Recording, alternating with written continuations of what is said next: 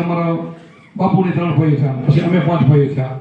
આમ ભાઈ ભાગ મને પછી ધીરે ધીરે થતા 4 હોવામાંથી 5 એકર આવી દીધું ભાગ. એટલી વાડી વધી અમારી, એટલી મિલકત હતી. બોલો, એવું નથી.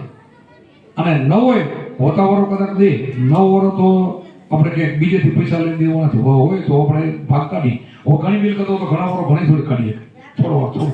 અને હું તો ઘણી મિલકત વાળાને હવે આપણા સદગુરુ તમને દયા કરીશ, ગુરુ કર્યા છે, ખોટા પૈસા નહીં ભેગા કરવા.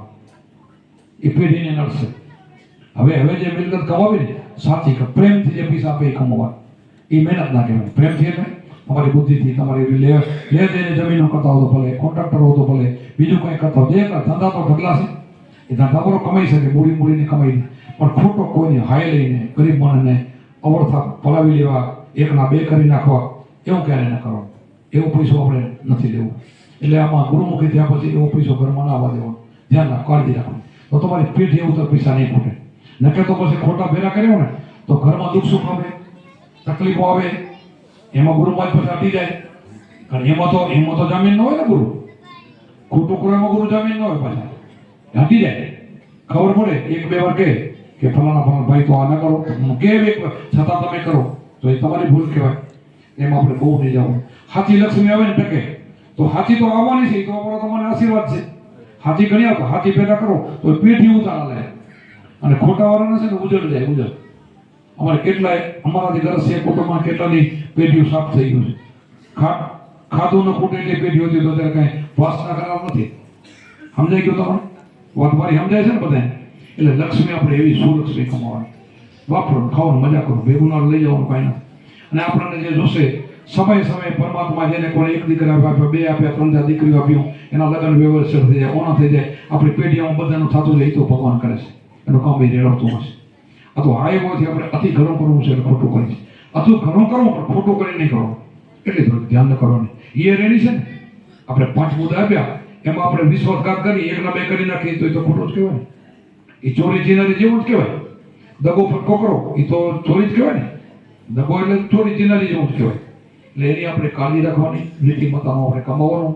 એમાં થોડી આવક થાય તો ઘણી થાય. તો ભગવાન પૈસાવાળા તો કરી દે. એમાં તો પૈસા તો મળે, બધાને મળે. એક સારો ધંધો કરતો એ દુકાનદાર હોય ને, કરિયાનો ગમે તો વ્યાજબી ભાવે પૈસો દે તો એને સાંજે લાખ રૂપિયાનો વકરો થાય. બોલો, હું એક દાખલો દઉં. મારા જમાઈ નોકરી કરે આલ્ફામાં. આલ્ફા અહીંયા મુંબઈમાં ઘણા જાણ્યું છે, ખત્રી છે કાગોદાના. આપણે એના આપણે 400 નોકરિયાત છે. 1 કરોડ રૂપિયાનો સાંજે ટર્નઓવર થાય. બોલો, એટલે કેટલા રૂપિયા જડે? 1 કરોડ રૂપિયાની લેવડ દેવડ થાય એને રૂપિયા કેટલા હાલે જડે? પણ એટલી ટર્નઓવર ક્યારે થતું હોય? કેટલો ઈમાનદારીથી ધંધો કર્યો છે, કેટલા માણસો હશે, કેટલો એનું પુણ્ય હશે. મુસલમાન ખત્રી છે. બોલો, મારે અત્યારે આમાં સત્સંગમાં હું લેવું ને જોઈએ. પણ એ માણસે અત્યારે જેના છોકરા નોકરી કરે છે ને એના બધાને, હિન્દુઓના છોકરાને હરિદ્વાર સુધીનો બધો ટિકિટનો ખર્ચો એનો, અને ઉપરથી 5-5 હજાર રૂપિયા વાપરવાના. અત્યારે હમણાં આવ્યા બધા 400 છોકરા નોકરી કરે, એના વડીલોને, એના માતા પિતાને, એના બધાને હરિદ્વાર લઈ જવાના પોતાને ખર્ચે, અને ઉપરથી 5-5 હજાર રૂપિયા બીજા વાપરવા દેવાના. કેવો હશે શેઠી? નીકળશે કોઈ એવો? જેને ઈમાનદાર કહેવાય. આ તો દાખલો એમ મૂકું છું કે આવા દાખલા હોય છે દુનિયામાં. આપણે બધા મોમનિયન ખરાબ હોય ખતરી છે. બોલો, આ મારો દાખલો છે. હું આવું છું મમ્મી સાંભળી.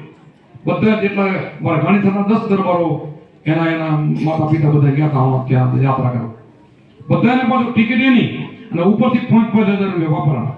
પછી સ્વેટર ને ગંજી ધાબળા ઉઠવા એ પણ એને. બોલો, વિચાર કરો કેટલો માણસ ઉત્તમ હશે. વિચાર કરો, દુનિયામાં નથી પડ્યા માણસો.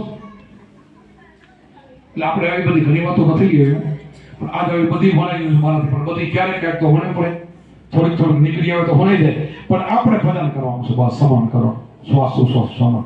અને ગુરુમાં જ આપણે ભગવાન અહીંયા રહીને આપણે ધ્યાન કરવાનું છે. ધ્યાનથી જ્ઞાન જાય, અંધારો આપણું જાય. શ્વાસોશ્વાસની સાધના તો આપણો બેડો પાર. તો તમે બધા હંસ જ છો.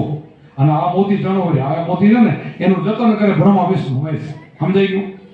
તમે ભજન કરવાનું જતન એ કરે, એ તો ખબર પડી ગઈ ને. સાંભળ્યું ને? આ કોણ બોલે? વાણી બોલે, હું બોલું છું. કોણ જતન કરે? તો આપણે બ્રહ્મા ને વિષ્ણુ તારે ભર્યા છે. બોલો સદગુરુદેવ કી, સનાતન ધર્મ કી જય. આપણે ગુરુ મહારાજ કી જય.